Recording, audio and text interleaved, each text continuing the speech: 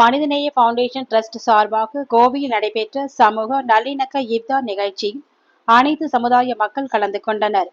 கோவையில் மனிதநேய foundation trust சார்பாக சமூக நல்லிணக்க இஃப்தார் நிகழ்ச்சி நடைபெற்றது. மனிதநேய பவுண்டேஷன் டிரஸ்டின் தலைவர் கோவை எம். கலைமான் தலைமையில் நடைபெற்ற இதில் ஆலோசகர் ஜெம் சாதிக் அனைவரையும் வரவேற்று பேசினார். இந்நிகழ்ச்சியில் உமர், அசார், தாஹிர் மற்றும் உசைன் ஆகியோர் முன்னிலை வகித்தனர்.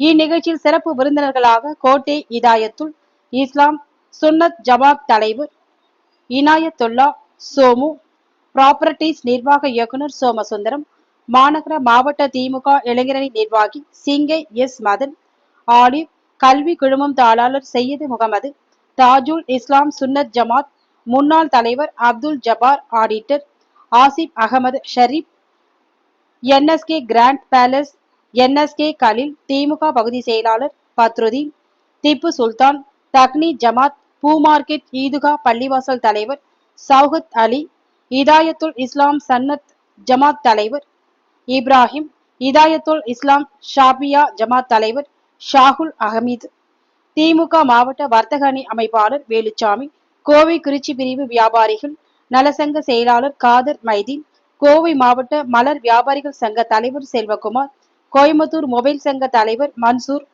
திருமறை நகர் முஸ்லிம் விமன் சொசைட்டி இணை செயலாளர் கோவை பைசல், தெற்கு மாவட்ட முஸ்லிம் லீக் தலைவர் அப்துல் கபூர், அரசன் ஆட்வர்ஸ் அஜ்மீர் கான், காங்கிரஸ் சிறுபான்மை துறை மாநில ஒருங்கிணைப்பாளர் கோட்டை செல்லப்பா, சமூக ஆர்வலர் டிஎம்எஸ் அப்பாஸ், மனிதநேய ஜனநாயக கட்சி மாவட்ட துணை செயலாளர் சிங்கை சுலைமான், எம்ஜேகே இளைஞரணி பொருளாளர் பைசல், மக்கள் நீதி மய்யம் சித்திக், 79வது வார்டு செயலாளர் இப்ராஹிம், துணை செயலாளர் அபுதாகிர், மினா ரெடிமேட்ஸ் குல்லு முகமது, பூ மார்க்கெட் கேசிஎஸ் பாபு, சமூக ஆர்வலர் செல்வபுரம் காதர் உசைன், மீன்கடை ஏடிபி அலி, முஸ்லிம் லீக் விடி ஹக்கீம், மாவட்ட துணை செயலாளர் லேனா இப்ராஹிம், அபுதாகிர் மற்றும் கிதர் பாஷா, சையது அபுதாகிர், அகமது உட்பட முக்கிய விருந்தினர்கள் பலர் கலந்து கொண்டனர்.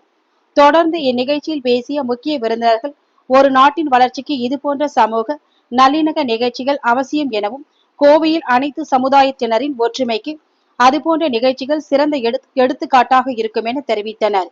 இதனைத் தொடர்ந்து அனைவரும் நோன்பு கஞ்சி பருகி நோன்பு திறந்தனர். பின்னர் அனைவருக்கும் விருந்து பரிமாறப்பட்டது.